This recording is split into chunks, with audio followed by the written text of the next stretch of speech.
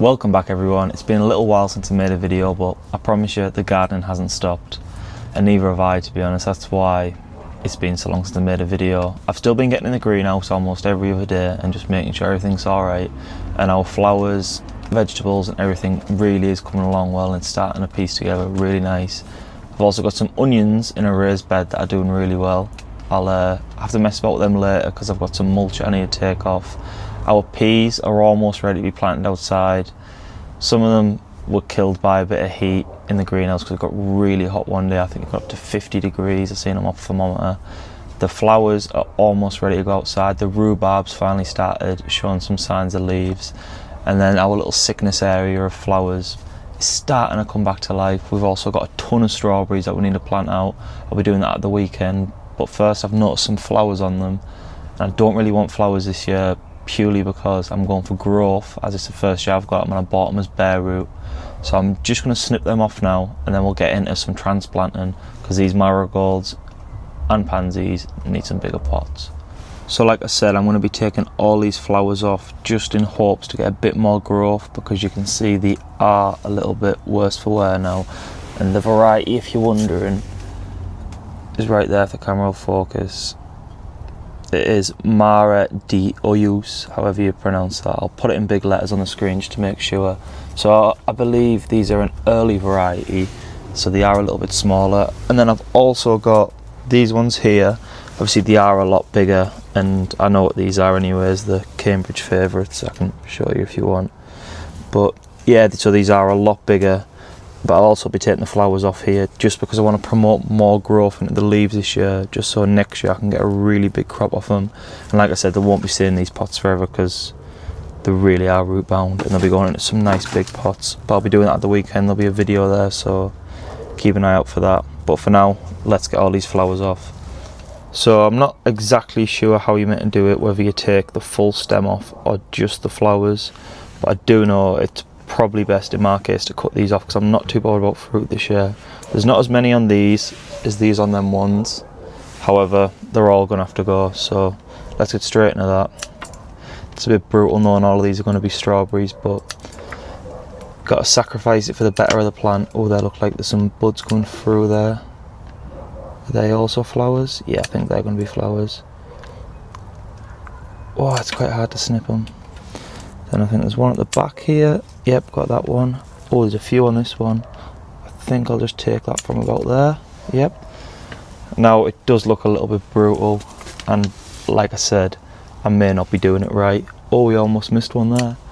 I may not be doing it right, but from what I've seen, this will benefit the strawberries. With these ones there's a lot more, so it's going to be a lot trickier. But let's just get straight in there and just snip all of them off. This really doesn't feel right, and it's never been a part of gardening that I've knew, but apparently it's better for the plant. If we can get this one at the source.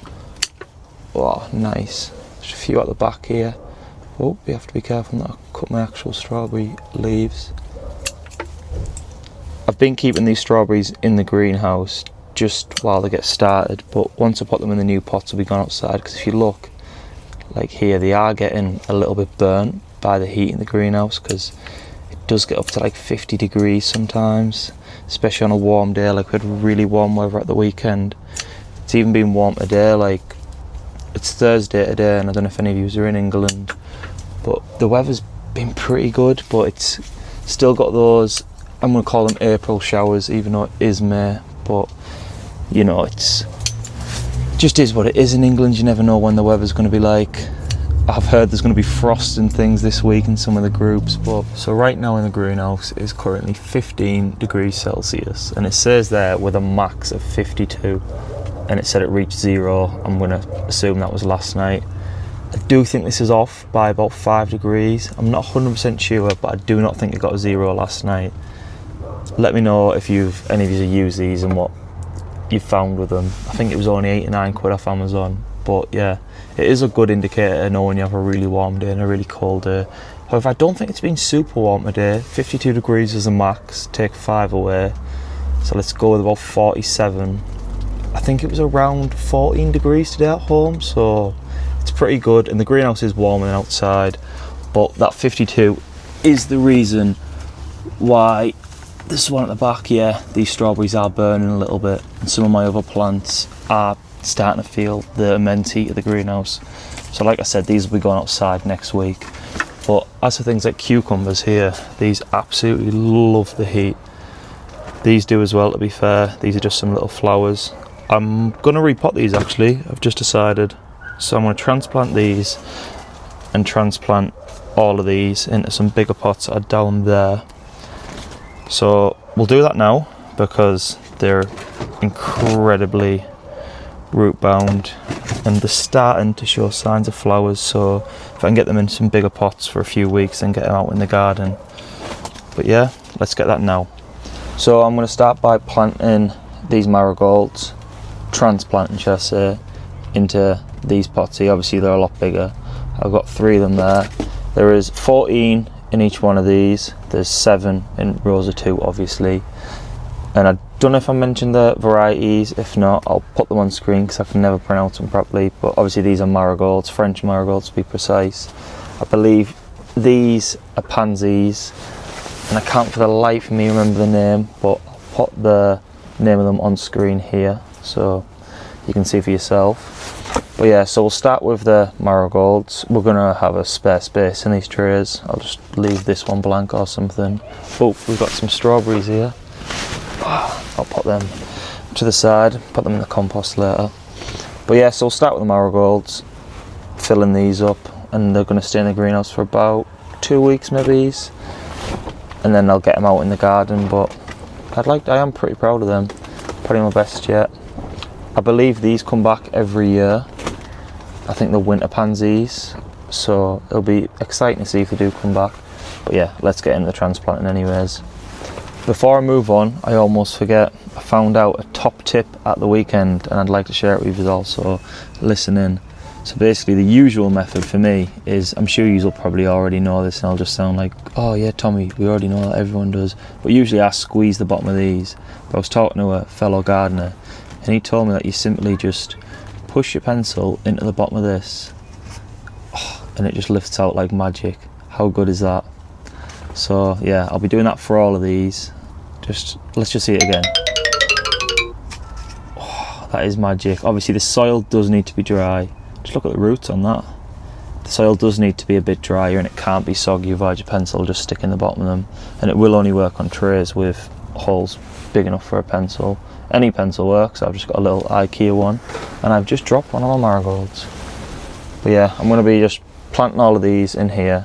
So I'll get them filled up with soil and I'll get a little time lapse going because who wants to sit and watch me struggle to plant 14 marigolds, and then we'll get the rest of them done.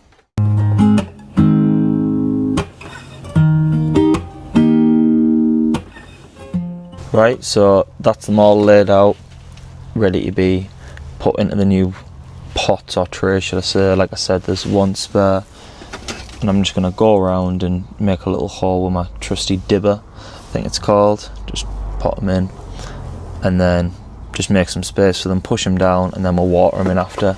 So yeah, cue another time lapse.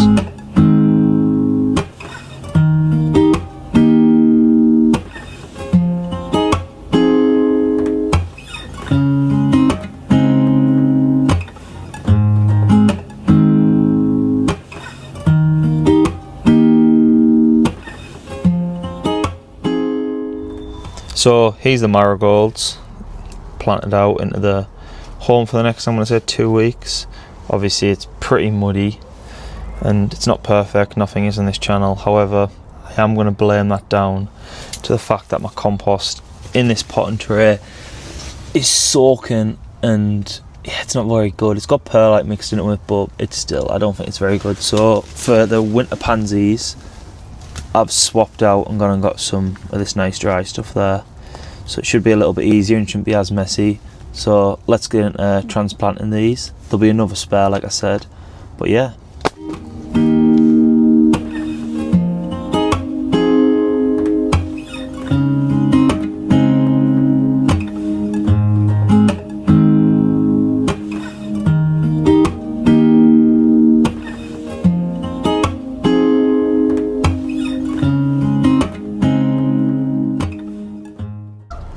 Right, so that is definitely a lesson learned.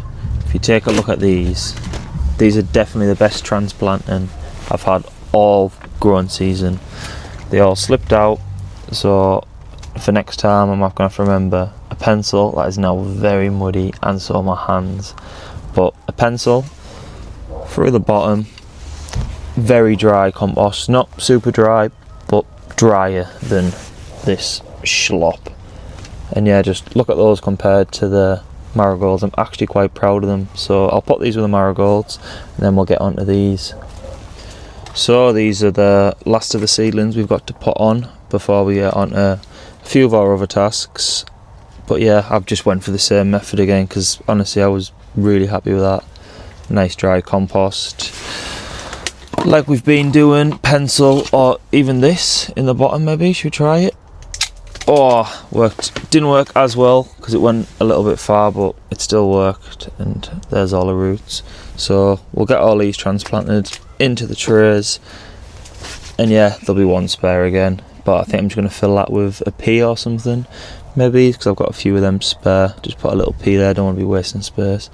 But anyways, less of the talk, let's get into transplanting these so we can get on with the rest of the jobs today.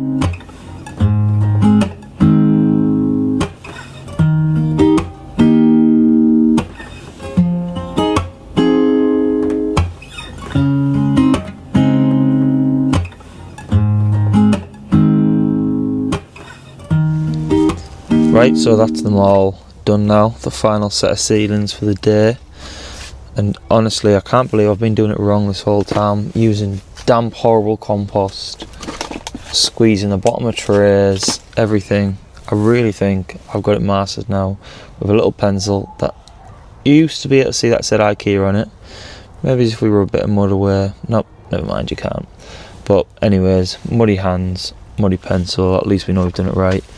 But yeah, I'll put these with the rest of them. I think I'm going to put a little seedling in the spare here, like I said, just not a waste space. Right, so that's these done, and now in the forever home. The greenhouse is really starting to fill up now and looking a lot greener. And the marigolds, like I said, I've just put a little pea in the spare one, just not a waste space. But the dry method definitely works a lot better. I'll just give all these a quick little water there. But yeah, the dry method worked way better. I'm really happy with these. These, I don't know how well they do considering the soil is a bit waterlogged, but it has got holes underneath, so it will drip out, and I won't let that tray fill up. I'll empty that before I go back in. Rhubarb's doing well. The peas, like I mentioned earlier, they're a bit heat damaged from the high heats we've had. Some of them are doing really well. Strawberries, we already know they're doing. Got a little tomato here that wasn't doing too well, so I've just put it in there in case you're wondering what that was. But yeah, next we've got to move the onions. Oh, and before I go, I almost forgotten. Our new fertilizer for 10 kilo of fish, blood and bone. Apparently this is top quality stuff. I was recommended by a friend. It's organic and it's got everything you need really. So I'm gonna go take the mulch off the onions, and then we'll spread some of this on. Oh, it's heavy. £17 it was, which I think is a pretty good deal. Well, for the benefits it apparently gives, I think it is, but it might not work, you never know. I know I'm not allowed to put it on my seedlings yet, but it can go on our onions, so let's get off at the raised bed. So like I said, here's our onions. I grew these from sets, and I think the variety is Sturon. And they've just got a little layer of mulch on top, and I mainly did that, to be honest, to stop the dandelion weeds. See if I can see one, because they're going all over at the minute. There we go, just to stop them from seeding, because I've got a big massive field full of them next to me. Does need to do a bit of weeding. There's a few tomatoes. I grew tomatoes in here last year, so they've obviously just self-seeded. Get these out. But yeah, I'm thinking of taking all this mulch off, then getting some of our fertilizer on it. Wow, that looks like the gear. I'm so excited to put that on. But yeah, let's get all the mulch took off and we'll get that put back on now. Don't know if I'll put the mulch back on after. I'll decide later. But yeah, let's get this off first, then we'll decide what we're doing after we apply that, and I'll read the instructions on how to actually do it. Let's get into it.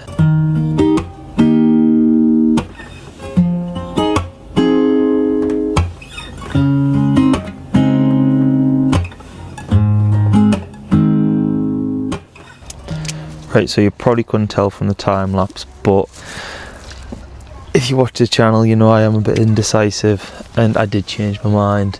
And instead of removing all the mulch, I've just made a little bit around all of the base of the onions, and I'm just going to sprinkle some of our fish blood and bone around them, because I was thinking of it while I was doing it. All day I've had in my head that I'm taking all this mulch off when I get back from work. And then in my head I was thinking, it does have benefits. On the warm days it stops them from overheating and keeps water in, and then on the cold days, as long as it's not wet, it keeps them warm. So we're sticking with the mulch for now, but we are going to get some fertiliser on there, so I'll get it open and do that now. But just let me know what you think. Do you use mulch with onions? I've never grown before, so I don't know. But yeah, let's get into it anyway. So I'm going to say these are established 4 to 5 handfuls per square metre. I'm pretty sure that bed is a square metre. 4 or 5 handfuls, and I've got this massive tub. What am I going to do with it? But for anyone who's wondering of the fertiliser compound number, that's there, 393, which, if I'm right, nitrogen's for green growth in a sense, phosphorus, I believe that's for flowers maybe, or is that potassium? I don't know, but apparently this is good for onions, so I'm using it. So I can't believe that 4 or 5 handfuls. Looks like I'm going to be sprinkling a tiny amount on. Oh, there we go. You don't need my wrong answers. Potassium supports flowering, nitrogen supports green growth, phosphorus is for roots. That's it. Obviously roots are good for a plant that's fruit is a root. I don't know if I'm right in saying that, but I'm going to pretend I am. So yeah, let's get this open and we'll sprinkle a minute amount around the base of the onions. So here it is, if anyone's never seen it before. No, I haven't. I don't know what... Ooh, I didn't expect that to happen. I don't know if that is meant to happen. That could be the bone part of the fish. But yeah, I'm just going to take, let's say, that much. Just sprinkle it around like that. Maybe a little bit more. Sprinkle it around. Yeah, do that for all of them. Right, so there it is. We've got a bit of the fish blood and bone all around every single one of the onions. I don't know if I've done too much, too little, I don't know. Might have done a bit too much on that one, but you know, nothing's ever perfect. On the back it says to water it in, so I'm just gonna go in my watering can. Just give each one a good little soaking. It is meant to rain tomorrow, but I really don't trust the UK weather app. It's lied to me before, so why wouldn't it lie to me again? I don't know if any of you ever have that issue, but oh, it does dilute really well. I honestly feel like I can't trust the weather app at all, and I'm now using people on Facebook more than anything. I'm in a group for like people with allotments, even though I don't have one myself, which I am waiting. If anyone has any tips on how to get through a waiting list quicker, please let me know, because I'm really struggling, can't get my words out. And I think the allotment officer's getting a bit sick of me messaging her all the time. Alright, so that's all our water, and it's all nice and watered in. I hope it makes a big difference, because I'm quite proud of these so far. They are all over the place, but I hope it does help them grow. But when you get back in the greenhouse, I've got one last thing to do. So I said I had one last thing to do. It's not as much of a task, should I say. It's more of a favour from the viewers. You might have heard me touch on it there. And it's just, if anyone's got any experience with getting an allotment, they know, like, because I'm on the waiting list, like, that's apparent, and I'm emailing back and forth, and honestly it takes weeks for a reply off the, it's not even the allotment officer, it's someone from the council who I'm speaking to, and it takes weeks and weeks just for a reply. Like, I waited 4 weeks for a reply last month, was it? And then so I replied straight away with all the information they requested, and I still haven't heard back from them. And I'm on the waiting list. Originally I was told I could be put on the waiting list for 3 different locations, because I'm pretty close and I do drive, so I don't mind driving to an allotment if it means getting one quicker. So that was it. I thought, great, I'm on the waiting list for 3 different locations. Surely a few months' time I'll hear something back. So I chased it up in the March, I believe, and I was like, oh hi, always polite, always professional, like, hi there, it's me again, just wondering if there's any progress on my plot choices, like where am I on the waiting list for the different locations. And she just said I believe it's she's called Deborah, so I'm assuming it's a she, but you never know nowadays. She said he, she, they said, I can't word it here, they said, hi there, you're only allowed to apply for 1 location at a time. I don't know where you got the idea you could apply for 3 from. So I simply copied her email, like what she sent to me, and sent her it back. And then she's like, oh sorry, I must have made a mistake, you can only apply for 1. And I think that might have pissed her off a little bit, but I just didn't want to be like it was me making the mistake. I wanted to show her. Maybe I shouldn't have done it, I don't know. And she just said, she came back with a reply, and it was, you're only allowed to apply for 1, blah blah blah. So I just said, oh okay, could I apply for the one that's the quickest waiting time? And this is the email that took her ages to get back to me too. And she just said, hi, I'm unable to check the waiting times at the minute, I'll just put you down for the one closest to you, which is fair enough. And I just emailed back and said, thanks a lot, could you please let me know my place in the waiting list? And I'm still waiting for a reply. But that's all. I'm not complaining. I know people have waited years. However, I've heard people who live around me in the northeast of England, they get plots pretty quickly, like sometimes 2 or 3 months. And I've been on the waiting list for a good few months now. I applied way before Christmas. But yeah, it was just, if anyone's got any experience in it or anything. But other than that, I'd like to say thanks a lot for all your comments recently. I know I haven't made a video in a while, but I really do. They mean a lot, I read them all. So like, subscribers I don't really care about, but if you're going to feel like commenting, please comment. I'll always try to reply to them. But yeah, that's it. Thank you. I'm just looking because my dog's walking past. But yeah, that's all. Thank you for watching. Be sure to keep an eye out on the weekend for my next video. Peace.